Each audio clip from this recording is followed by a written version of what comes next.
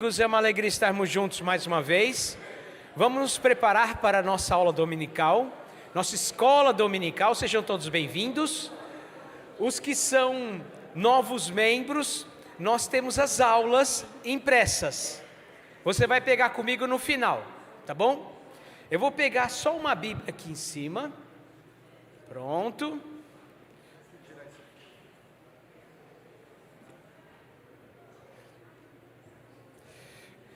Eu tenho que dar todos os recados agora, antes que a gente comece a nossa aula, porque depois o pastor Vitor faz o recorte e essa aula fica disponível. Se por acaso alguém que faz parte do nosso grupo não puder participar, ou não pôde participar hoje, pode assistir a aula depois pelo YouTube. A nossa aula de hoje, então vocês já sabem o tema, é esse daqui: quem é você? Esse é o nosso tema da aula de hoje. E se você faz parte da sala de novos membros, ao final da aula você vem aqui e pega a sua aula. Nós temos a aula número 1, a aula número 2 e a aula número 3 para você.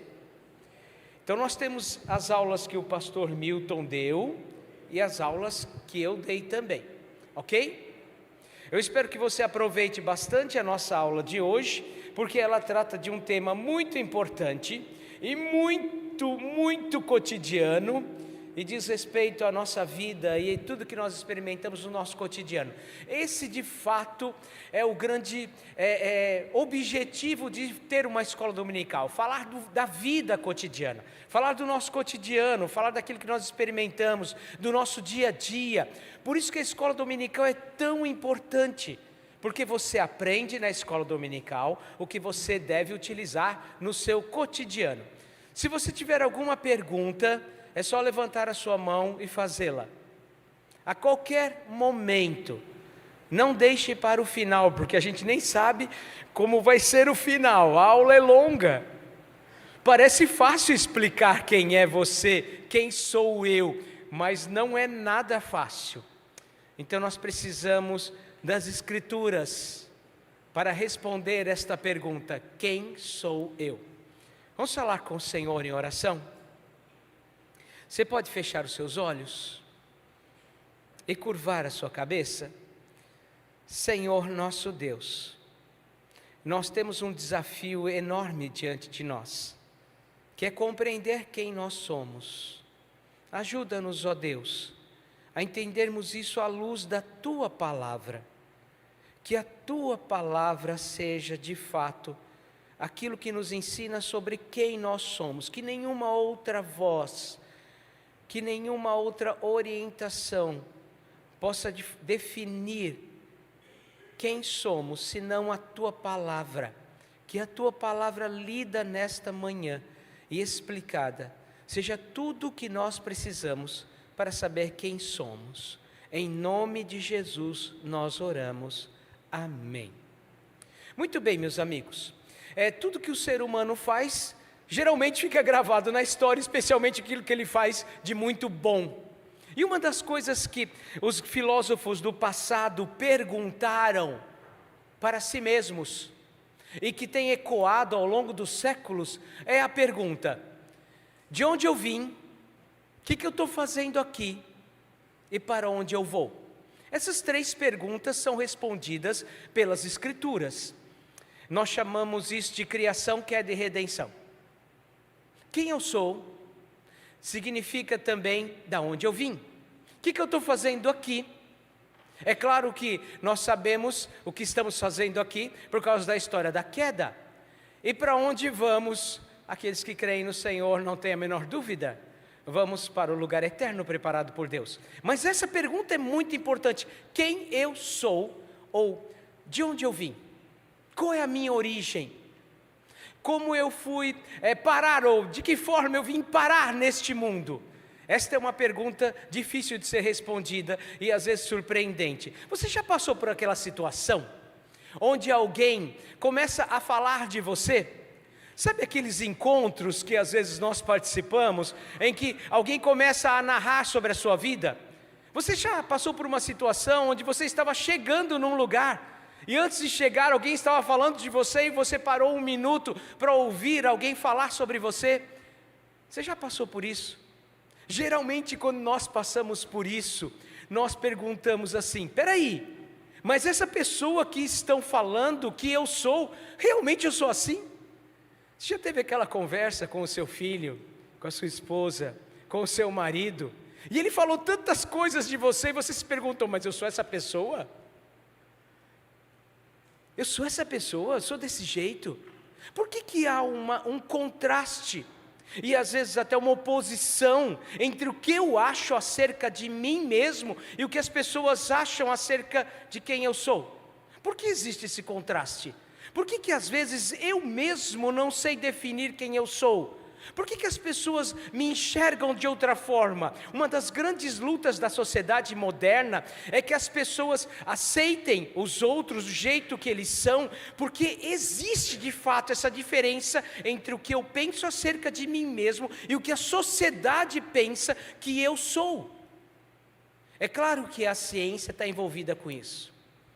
É claro que a ciência tenta compreender o ser humano. E ela faz um grande esforço para entender quem você é. É claro que a tecnologia está envolvida com isso. Nós temos hoje os algoritmos, não é? Que tentam compreender quem o ser humano é, que tentam traçar um perfil da sua pessoa, tentam definir quais são os seus gostos, o que você mais consulta na internet, quem você realmente é. Só tem um jeito de você entender quem você realmente é, e esse jeito é buscar nas Escrituras, porque de outra forma nós sempre ficaremos confusos. A ciência diz que eu sou isso, a tecnologia diz que eu sou aquilo, as pessoas ao meu redor dizem que eu sou desta forma, os meus amigos mais chegados me interpretam assim, e nós vamos de fato ficar perdidos sem orientação. É a Bíblia que define quem você é. É ela que define quem você é, porque você foi criado, você foi planejado, você foi verdadeiramente desenhado por Deus. Cada detalhe da sua vida não é fruto do acaso, nem da sorte. Você não está neste mundo por acaso, de forma alguma. Você foi planejado. Cada detalhe da sua vida foi planejado. Será que tem algum texto na Bíblia que nos dá essa introdução, que nos aponta essa direção? O que você acha? Alguém conhece algum texto na Bíblia que diz isso? Quem sabe um salmo? Alguém conhece um salmo na Bíblia que diz alguma coisa assim? Me ajude, por favor. Minha memória não está muito boa nesta manhã. Salmo 139, talvez diga. Salmo 139, abra aí a sua Bíblia. Salmo 139, verso 13. Até o verso 17. A primeira parte da nossa aula realmente envolve ter a convicção de que somente a Bíblia pode definir quem eu sou. Eu mesmo não sei. Às vezes eu mudo de opinião, eu não sei vocês, mas tem dia que eu não estou bem. Tem dia que, como dizem por aí, acordei com o pé esquerdo. Tem dia que eu mesmo não me entendo. Às vezes eu tomo atitudes que eu chego em casa e pergunto: por que eu fiz isso? Às vezes a vida reserva situações inesperadas para nós, e as nossas reações diante do inesperado, muitas vezes nos fazem questionar: quem sou eu para fazer isso? É por isso que você e eu temos que compreender que quem define a nossa vida é o nosso Criador. Você foi planejado. Eu tenho aqui um celular, ele foi planejado? Ele foi? Ele tem funções específicas? Ele tem um modo de agir específico? Ele foi de alguma forma pensado e ele foi de alguma forma colocado nas minhas mãos com um propósito? Olha, nós somos muito mais do que um celular, nós somos pensados, planejados, cada detalhe. Só que esta compreensão tem sido muitas vezes esquecida. E as pessoas deixam que a definição acerca de quem elas são seja feito por outros instrumentos que são importantes. A ciência é muito importante, ela faz parte do domínio que Deus concedeu ao homem. E quando Ele disse para o homem, cuide do jardim, Ele estava dizendo, abra cultura, desenvolva cultura, faça o seu melhor. Mas a ciência é limitada, ou você pensa diferente? A tecnologia é maravilhosa, mas ela é também limitada, até a nossa capacidade cognitiva é limitada. O nosso corpo é limitado, mas as Escrituras são ilimitadas, são perfeitas, são completas, podemos chamá-las de absolutas. E elas afirmam que Deus pensou acerca de cada um de nós com detalhes. Você foi feito com detalhes. Diz assim o texto, Salmo 139, todo mundo achou? Diz o verso 13, pois tu formaste o meu interior e me teceste no seio de minha mãe. O Senhor formou o meu interior. Do que você acha que Deus, ou exatamente que Deus está se referindo aqui? O que tem a ver com o seu interior? O que Davi está propondo para nós? Deus cuidou do nosso coração, cuidou dos nossos pensamentos, Deus cuidou da nossa formação, claro, no interior de nossa mãe, mas Deus se preocupou em formar aquilo que nós somos. O texto continua, graças te dou. Davi reconhece que isso é importante. Graças te dou, visto que por modo assombrosamente maravilhoso me formaste. As tuas obras são admiráveis. O que o Senhor fez foi maravilhoso. Ele não errou com você. Ele não errou. Você já viu uma coisa que é maravilhosa, extraordinária, que te deixa encantado, que te surpreende? Esse é o Deus Criador. Ele não errou. Mas Davi sabe que ele fez tudo de forma admirável. E a minha alma o sabe muito bem. O ser humano tem compreensão que ele foi criado. A pergunta dos filósofos antigos não nasceu por acaso. Dentro de nós sabemos. No nosso coração foi plantada uma semente da religião, um senso da divindade. Fiquei muito feliz com a aula, e realmente foi um sermão-aula do reverendo Milton.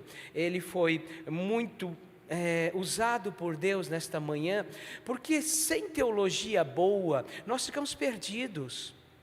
O problema deste nosso mundo não é que ele descobriu coisas novas. O problema do nosso mundo é que ele abandonou coisas antigas, com uma bela teologia, aquela que nos ensina de maneira muito clara que Deus semeou em nosso coração um senso da divindade, que Deus semeou em nosso coração a certeza que nós somos criados, nós trazemos a imagem de Deus em nós.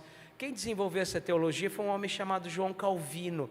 Mesmo que você o conheça superficialmente, não há nenhum problema em a gente crescer no conhecimento e aprender as coisas.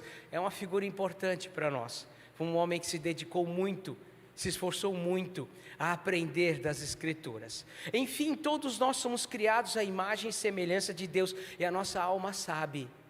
Por isso aquela sede, aquela busca incessante para querer ser aprovado pelas redes sociais.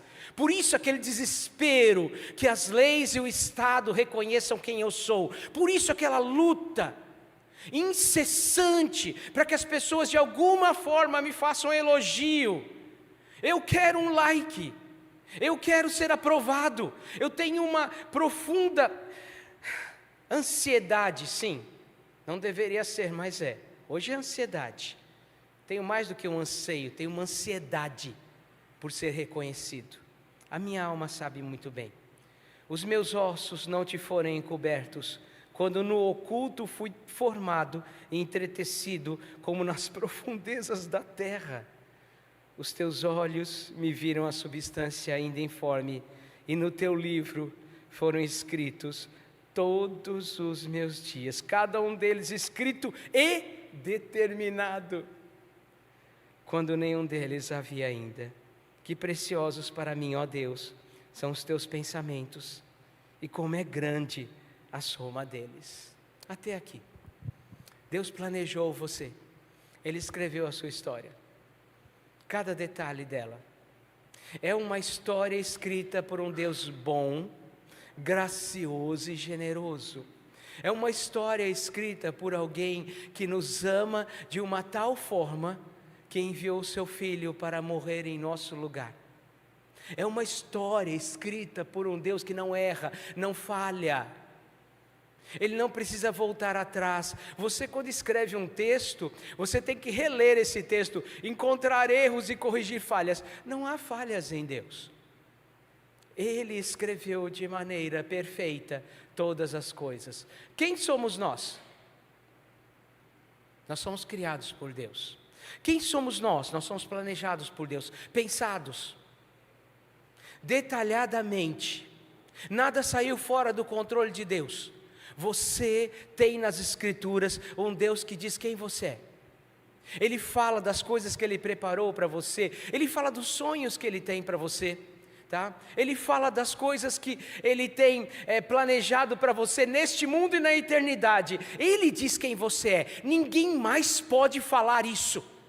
Isso não nos traz arrogância e nem soberba, e nem nos isenta de apresentarmos um comportamento que seja conforme Deus quer. Mas quem define quem você é Deus. É a palavra de Deus que diz como você foi feito, como você foi planejado. Então você pode ter certeza, Ele não errou, Ele não fracassou, Ele não se equivocou. Tudo o que Ele fez foi bom. Ele me deu a altura certa, o tamanho certo, Ele me colocou na família certa, Ele fez tudo certo. Eu só vou enxergar tudo perfeitamente quando eu ler o final da história. Você não pode parar na leitura de um livro na metade. Eu só vou compreender tudo quando eu chegar na última página. E não dá para ler a última página. Quando eu não gostava muito de ler alguns livros na escola, então eu já ia ler a última página, para saber o final. Não dá para ler a última página agora, tá? Você tem que esperar ver a história. Quem é você? Você foi criado por Deus. Isso tem que estar claro na sua mente. Deus planejou e sonhou.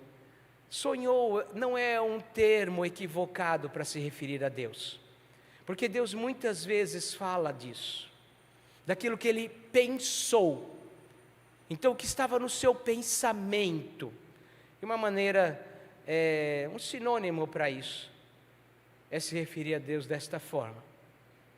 Então Deus pensou todas as coisas. Está feliz com isso? Eu fico muito feliz. Porque isso é extraordinário. Mas tem uma outra questão que a gente precisa também lembrar. Vamos começar lendo Gênesis 1:27. Antes de chegar na outra parte. Esta aula tem apenas 8 versículos, o que é pouco, considerando o tamanho das Escrituras e a sua grande beleza. Mas são 8 versículos que nos ajudam de maneira muito eficaz a construir a nossa percepção de quem nós somos. Gênesis 1:27 é um texto que fala desse Deus Criador e como Ele nos planejou. Gênesis 1, verso 27, diz assim: criou Deus, pois, o homem, a sua imagem, a imagem de Deus o criou, homem e mulher os criou. Você foi criado à imagem de Deus. Nós poderíamos aqui, se tivéssemos tempo, falar um pouquinho sobre como é que isso daqui afeta de maneira muito positiva as pessoas e mostra para elas que realmente elas foram planejadas, em oposição a outras teorias cosmovisionais, a outras visões de mundo, a outras cosmovisões que tornam o ser humano totalmente irrelevante, sem importância, sem valor algum. Às vezes a gente acha que o evolucionismo naturalista é tão somente uma proposta científica. Não, ele é muito mais do que isso. Ele é uma visão de mundo, ele é uma cosmovisão, ele é uma percepção da realidade. E nesses modelos que o evolucionismo naturalista propõe, você não é nada e não tem valor nenhum. Você é fruto do acaso, da sorte. Você não tem nenhum sentido neste mundo. Ninguém pensou ou planejou você. Você simplesmente é parte de um acaso, de uma espontaneidade. Você é a imagem de animais. Se for regredindo, de uma ameba. Bom dia, amebas. Ninguém respondeu. Eu não quero ser uma ameba. Você não é. Você foi pensado à imagem de Deus. Nenhum animal foi pensado à imagem de Deus. Nenhum. Todos os animais foram feitos conforme a sua espécie. Quando Deus foi fazer você, Ele fez você pensando nele. Você é a imagem de Deus. Não deixa ninguém tirar isso de você. Só tem um pequeno problema. É verdade que nós somos a imagem de Deus, somos criados por Deus. Mas também é verdade que o pecado mudou tudo. Se eu não compreender essas duas verdades, as coisas não ficam completas. E são duas verdades. Elas andam paralelamente uma à outra. Elas andam juntas. Sim, mais ou menos. Tá? Eu estava falando sobre isso, o meu amigo, o reverendo Daniel, me ajudou numa dessas minhas aulas, lembrando que isso parece com aquelas faixas duplas que você anda na rodovia. Você anda na rodovia quilômetros e mais quilômetros, e tem aquelas faixas duplas. Indicam, não pode ultrapassar, por favor, respeitem as leis. Mas você vê aquelas faixas o tempo todo. É verdade que Deus nos criou de forma perfeita, mas é verdade também que somos pecadores. É difícil para nós compreendermos isso, porque a nossa mente é limitada. Não é irracional, não é ilógico, é só limitado para nós. Na mente de Deus, compreender que Ele nos criou, que nós somos pecadores, é perfeito. Para nós, isso chama-se um paradoxo. E agora me permitam falar um pouquinho sobre esse negócio do paradoxo. Nós estamos numa sala de novos membros, mas também tem muita gente aqui que já veio à igreja há muito tempo e nunca ouviu falar do paradoxo de Lutero, ou a epistemologia do paradoxo em Lutero. É difícil falar isso em 5 minutos, mas eu vou tentar. Lutero foi um homem muito especial e muito inteligente. E ele se debruçou para conhecer as Escrituras. E ele descobriu que existia uma coisa que nós podemos chamar de paradoxo. O paradoxo é justamente isso, duas verdades que andam paralelamente uma à outra. E o paradoxo que Lutero destaca da sua conhecida epistemologia é que nós só podemos conhecer as coisas se nós olharmos para as Escrituras e aceitarmos o modelo como Deus nos faz conhecer as coisas. Qual é o modelo que Deus nos faz conhecer as coisas? Por aquilo que ele chamou de paradoxo. De maneira simples, é assim. Quando você morre, você então faz o que nas Escrituras? Você vive. Quando você perde, acontece o que nas Escrituras? Você ganha. Isso é paradoxal. Perder, ganhar, não faz sentido com esse mundo. Mas disse Lutero que você só poderia conhecer as coisas verdadeiramente, daí a teoria da epistemologia, se você compreendesse que Deus pensa diferente de nós. Tem um texto na Bíblia que diz isso? Será que tem? Alguém já ouviu falar de um profeta Isaías? Tem um tal de Isaías na Bíblia. Eu já ouvi falar dele. Eu já ouvi falar de Isaías, e ele escreveu muitos capítulos, e um dos capítulos de Isaías é o capítulo 55, e ele tem um verso, que é o verso 8, que diz assim: porque os meus pensamentos não são os vossos. Os pensamentos de Deus são diferentes do nosso? São, ele tem uma capacidade infinita, eu não tenho. É muita soberba do homem achar que ele vê tudo, que ele pensa tudo, que ele conhece tudo. Não, ele não sabe, porque os meus pensamentos não são os vossos, nem os vossos caminhos, os meus caminhos, diz o Senhor, porque assim como os céus são mais altos do que a terra, assim são os meus caminhos mais altos do que os vossos caminhos, e os meus pensamentos mais altos do que os vossos pensamentos. Eu sou Deus, e por isso que Ele pensa de forma maior do que nós. Ele nos criou à sua imagem e semelhança. Então sabemos que Deus é um Deus racional, mas Ele também nos ensinou que nós não somos como Deus. Nós somos a sua imagem. Não somos pequenos deuses e nunca nos tornaremos pequenos deuses. Nem na eternidade Deus tem um pensamento maior do que nós. Então na sua mente Ele compreende isso, mas a nós aqui nem sempre. Ou a gente começa a valorizar o pecado e achar que a nossa vida não vale nada, e realmente se você olhar só por este ângulo, a sua vida não vai valer nada. Mas a Bíblia ensina um outro ângulo. Ela tem dois olhos. Com um deles ele enxerga o pecado e com o outro ele enxerga a criação. Você foi criado de maneira maravilhosa, mas cuidado, você é um pecador. Isso muda tudo. Quando você não compreende essas duas coisas, você olha para si mesmo e você fala assim: por que Deus? Por que o Senhor me criou desse jeito? Por que Deus? O Senhor me colocou nessa família. Por que Deus? Eu vivo nesse lugar. Por que Deus? Eu não tenho nada. Não é isso que você tem que perguntar. Não é contra Ele que você tem que lutar.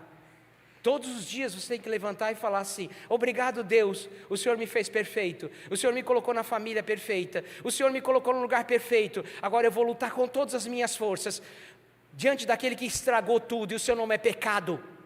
Eu vou lutar contra Ele, eu não vou lutar contra Deus, porque Ele não me criou errado, Ele não me fez errado, mas eu vou lutar todos os dias, com todas as minhas forças, com tudo que eu tenho, para vencer aquele que é devastador, destruidor. Eu vou lutar todos os dias. E isso não adianta você colocar os seus joelhos no milho, nem praticar autoflagelação. É com a oração, é com o quebrantamento, é com a certeza de que você serve a Deus, é com a convicção de que Deus te ama, mas você tem que lutar com todas as forças, com todas as suas forças, para vencer o pecado. E você não pode sequer fazer isso sozinho, você precisa de Jesus. Vamos para o texto que a minha família mais gosta lá em casa. A Sandra vive repetindo esse texto, eu não sei porquê. Está em Eclesiastes 7, 29. Mas eu vou ler numa outra versão, que é a versão da linguagem de hoje. Porque nessa versão eles foram muito felizes na tradução. Eclesiastes é um texto escrito por Salomão. No seu capítulo 7, verso 29, ele tem uma mensagem para nós que é muito preciosa, extremamente preciosa. E você tem que guardar isso. Você foi criado por Deus, Ele te planejou, Ele fez tudo direito. Ele não errou em nenhum detalhe. Ele escreveu os seus dias. Ele deu a quantidade de tempo de vida para você que era o certo, o melhor para você. Aqueles que vivem muito ou vivem pouco é porque Deus determinou. Mas a questão é que são duas verdades que andam paralelamente. Você foi criado, mas o pecado estragou. E o pecado não está fora de você, ele está dentro de você. Ele tomou conta do seu coração, ele é um veneno, ele está dentro de você e você precisa lutar contra ele com todas as suas forças, buscando a presença de Deus. E Salomão tentou explicar isso com seus erros. Eclesiastes 7 é um texto onde Salomão fala das suas falhas. Ele fala de um Deus que deu tudo o que ele queria, concedeu para ele poder e status, e parte do seu poder e seu status estavam nas suas muitas mulheres.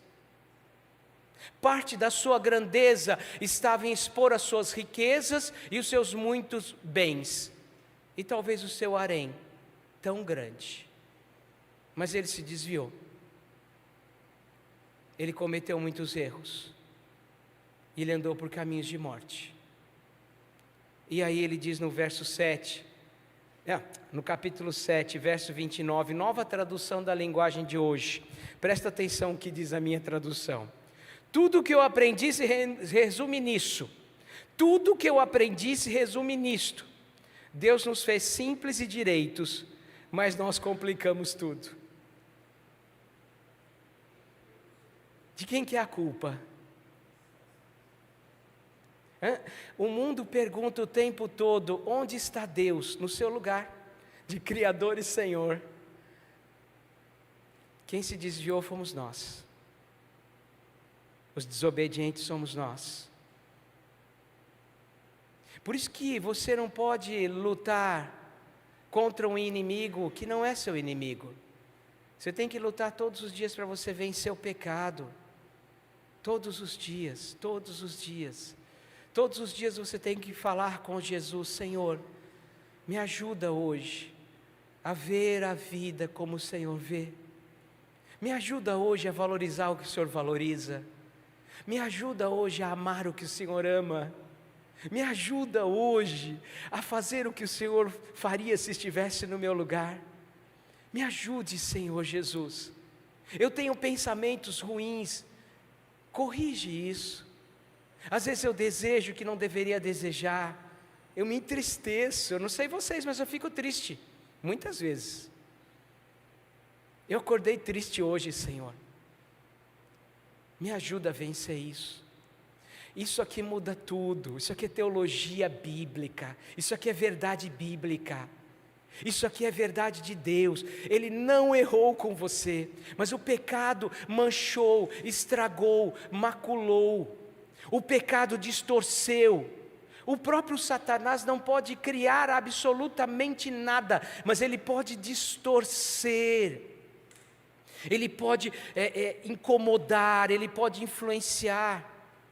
Nós vencemos o pecado na obra de Jesus, mas Ele não deixou totalmente de estar nos incomodando. E a Bíblia nos ensina isso, dizendo, especialmente na carta aos Romanos, que claro, o vencedor, Cristo Jesus, venceu o pecado, mas Ele continua a nos incomodar. Quem sou eu? Eu fui criado à imagem de Deus, mas sou um pecador. Essa é a definição. Quem sou eu? Fui planejado por Deus, minuciosamente, Ele cuidou de cada detalhe, mas o pecado mudou tudo. Quem sou eu? Você só pode encontrar as respostas na Bíblia. No mundo aí fora, a resposta não existe, porque as pessoas não conseguem conciliar as coisas. Tem hora que elas enxergam no ser humano uma bondade intrínseca. Então, ele nasceu bom, ele é bom. Vamos pensar num homem como Jean-Jacques Rousseau, tão importante, criou aquela teoria que até hoje nós utilizamos do contrato social. Você tem que ter uma constituição no seu país, você tem que ter uma regra no seu país. Ele era fundamental para nós, ele ainda é. Nasceu em Genebra, conheceu os textos de Calvino, até menciona os textos de Calvino, mas ele achava que o ser humano era bom, que ele era corrompido pelo ambiente. As pessoas são boas, dizia ele. O que destrói o ser humano é o ambiente. Isso é verdade? O que destrói o ser humano é o pecado. E o ambiente pode estar manchado, não só pode, como está. Então essas teorias não contribuem em nada. Não contribuem em nada, mas elas estão aí, em todos os lugares. Se você perguntasse para Freud, quem que é o grande culpado da minha infelicidade? Qual você acha que seria a resposta? E se você perguntasse para Sartre, Jean-Paul Sartre, qual é o resultado da minha infelicidade? Talvez ele lembraria da sua peça famosa, onde ele escreveu que o inferno são os outros. Tem nada a ver comigo. O problema é que os outros me fazem infelizes. Não dá para viver assim. Você vai se frustrar. Você vai acordar todos os dias frustrado e vai dormir frustrado. Eu não sou feliz por causa dos outros, eu não sou feliz por causa dos meus pais, da minha infância, eu não sou feliz por causa do sistema, eu não sou feliz por causa do ambiente. Meu amigo, o teu inimigo é outro. Você tem que lutar todos os dias para vencer o pecado na obra de Jesus. Todos os dias você tem que acordar e já saber o que você vai enfrentar. Claro, esse mundo tem muitas características que nós poderíamos chamar de infernal. Repare, algumas poucas, porque o inferno é muito pior que este lugar. Segundo as Escrituras, uau! Mas o seu inimigo não são as circunstâncias, não são as pessoas. A nossa luta não é contra carne e sangue. Todos os dias você tem que lutar para vencer o pecado na obra de Jesus. Você tem que lembrar quem você é. Deus não errou, Ele não planejou de forma equivocada. O que eu estou vivendo agora eu não entendo, mas meus dias foram escritos. Está tudo escrito. Eu posso não compreender exatamente, mas a minha mente nunca foi chamada para compreender. Deus muitas vezes diz simplesmente para você creia. Ou como Ele disse com os discípulos o dia que lavou os seus pés: o que eu faço agora vocês não entendem, vão entender depois. Quantas vezes Ele fala isso para nós? Mas as visões distorcidas deste mundo, tentando definir quem você é, tentando dizer quem você é, tentando falar por que você é infeliz, não tem levado a humanidade a lugar nenhum. Mas aqueles que verdadeiramente se debruçam diante da Escritura e compreendem, Deus me criou certinho, mas nós complicamos tudo, esses têm uma vida diferente, e a sua vida passa a ser verdadeiramente para a glória de Deus. Eles entendem que um dia foram desobedientes. E antes de terminar nossa aula, vamos ver alguns versículos. Gênesis 2, versos 16 e 17. O que estragou tudo? A desobediência. Então, uma das formas de corrigir e lutar contra o pecado é ser obediente. Tem coisas, meus irmãos, que nós não vamos entender, que só na eternidade nós vamos compreender. Há coisas que nós só vamos compreender na eternidade, porque Deus tem pensamentos diferentes dos nossos, e Ele nunca nos prometeu que nós iríamos compreender tudo, mas muitas coisas que Deus diz para nós obedeça. Muitas vezes temos que fazer como Pedro: Senhor, não tem peixe desse lado, mas sob a Tua palavra eu lanço as redes. Eu não compreendo exatamente. Mas Gênesis capítulo 2, nós temos aqui o ato de desobediência. Isso aqui explica muita coisa para nós. Gênesis 2, versos 16 e 17. E o Senhor Deus lhe deu esta ordem: de toda árvore do jardim comerás livremente, mas da árvore do conhecimento do bem e do mal não comerás, porque no dia em que dela comeres, certamente morrerás. Há coisas que o Senhor diz para nós: não faça, não toque, não procure. As demais são nossas para o nosso deleite, mas há uma palavra muito importante aqui, que é desobediência. Como é que eu consigo compreender a minha condição como ser criado, perfeito por Deus, mas que vive num mundo de pecado, onde eu mesmo faço parte deste mundo e carrego em meu coração as sequelas do pecado? Eu tenho que obedecer mais. Essa é uma boa maneira de você viver nesse mundo e experimentar esse tão importante conhecimento de que você foi planejado por Deus, sonhado, pensado, como você quiser, mas que você tem que lutar contra o pecado, é obedecer. Obedecer é reconhecer que a outra pessoa sabe mais do que eu. Nós não pedimos para os nossos filhos obedecer, porque nós temos mais experiência.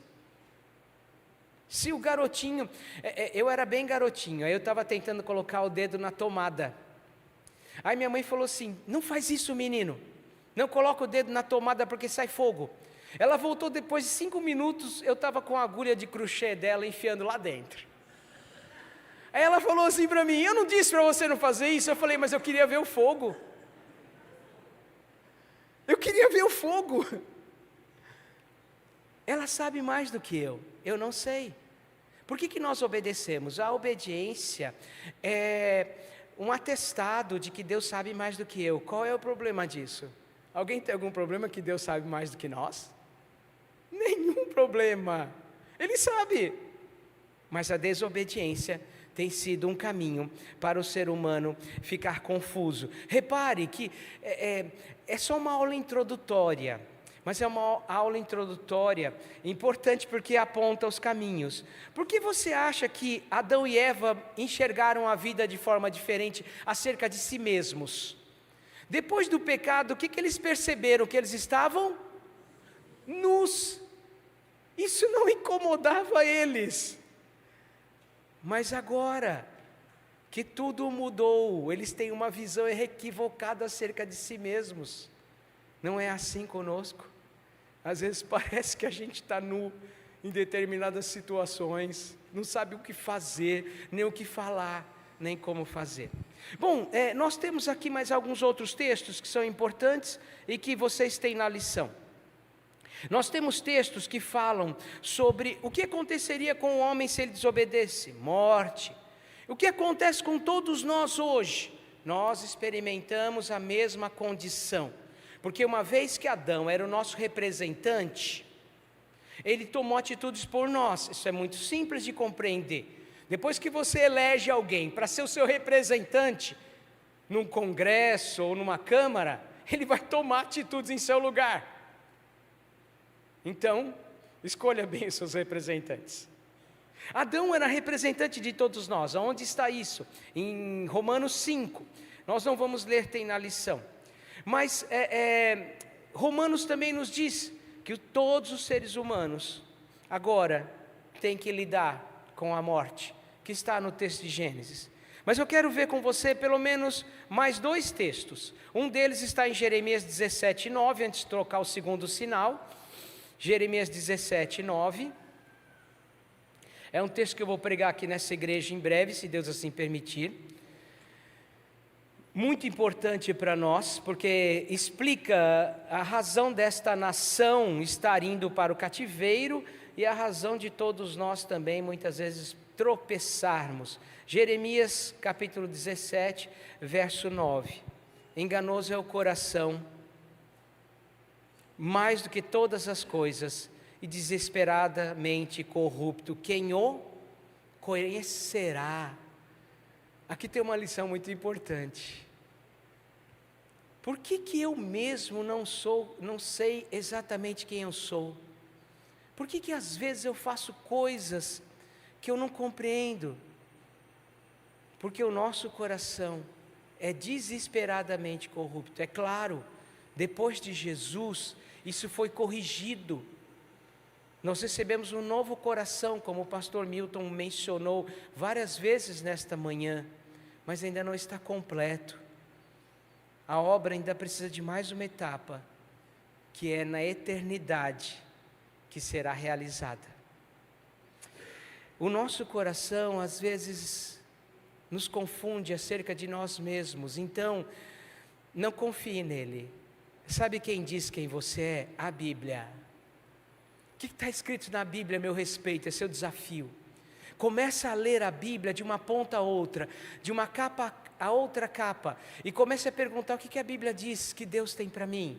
O que a Bíblia diz ao meu respeito, sempre lembrando das 2 verdades. Eu fui criado maravilhosamente, mas o pecado é destruidor. E comece a ler o que a Bíblia diz sobre você. Ninguém mais, a não ser a Bíblia, conhece você. Porque Deus te criou, Ele te planejou. E o último texto que eu quero ler com vocês, antes de tocar o segundo sinal, é Ezequiel 36, verso 36.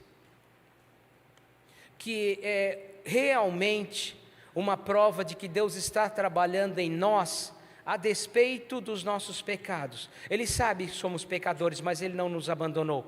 Ele sabe que nós somos pessoas que se desviam, mas o Senhor tem estado conosco. Ezequiel 36, 26, talvez eu tenha falado 36. Ezequiel 36, verso 26. Dar-vos-ei coração novo, e porei dentro de vós o espírito novo. Tirarei de vós o coração de pedra, e vos darei coração de carne. Ele já fez isso. Quem nós somos? Ninguém vai conseguir definir, a não ser a Bíblia. Quaisquer definições que este mundo venha a produzir, elas não são totalmente relevantes. Elas não são totalmente inadequadas. Às vezes elas até trazem uma centelha de verdade, o que nós chamamos na teologia de momentos de verdade. Porque mesmo o não cristão, às vezes ele esbarra nas verdades de Deus, mas ela nunca será completa, Se você não se satisfaz com algo incompleto, então procure o conhecimento acerca de quem você é na Bíblia, porque aqui é completo. Os demais sempre estarão manchados, machucados, sempre serão, meu chefe, sempre serão distorcidos, mas na Bíblia é perfeito, tá? É o meu pastor aqui, ó. Se vocês quiserem fazer uma pergunta, agora é a hora, viu? Ó, tá? Quero agradecer muito a Deus por Ele ter dado o presente que é a vida do reverendo Piacente, que é um presente que nós recebemos de graça, de graça. Depois tira isso da gravação. Alguém tem alguma pergunta? Isso é só o começo, gente, mas é um começo importante. Ninguém pode te definir, tá bom? Não deixa, não permita, isso vai confundir você. Você não vai entender nada. Você vai procurar e procurar e procurar e procurar e procurar e gastar e gastar e gastar. A Bíblia já diz quem você é, como criação, mas como queda, como maravilhosamente feito por Deus, assombrosamente, de uma forma assombrosa, tão incrível, que eu não sei explicar, mas nós complicamos tudo. A sua luta não é contra Deus, não pergunta para Ele, mas levanta a tua voz contra o pecado. A tua luta não é contra o bondoso Senhor, Ele não fez nada errado, mas a tua luta é ter a coragem de dobrar os seus joelhos e falar: Senhor, está aqui um pecador, eu preciso de mudança. O problema não é que o Senhor fez errado, o problema é que eu não entendo. O problema não é que o Senhor falhou, é que eu falhei. Irmãos, a mudança começa em nós. Nenhum sistema vai mudar o Brasil, nenhuma economia vai mudar o Brasil, nenhum modelo tecnológico vai mudar o Brasil, nenhum algoritmo. Quem vai mudar, e onde a mudança acontece, é no nosso coração. Então Deus abençoe você. Você foi criado por Deus. Um homem chamado Anthony Huckman escreveu um dos livros mais bonitos que eu já li, que se chama O Cristão Encontra o Seu Valor. Está até sem capa esse livro, de tanto que eu já emprestei ele. O cristão encontra o seu valor. Claro que você tem valor na criação de Deus, mas eu não subestimo o poder da queda. Então eu não sou ingênuo para falar: ok, Ele criou, está tudo certo. Criou mesmo, e foi bela a criação, mas eu tenho uma luta todos os dias. Eu não posso abrir mão das armas que a Bíblia me dá para lutar contra o pecado.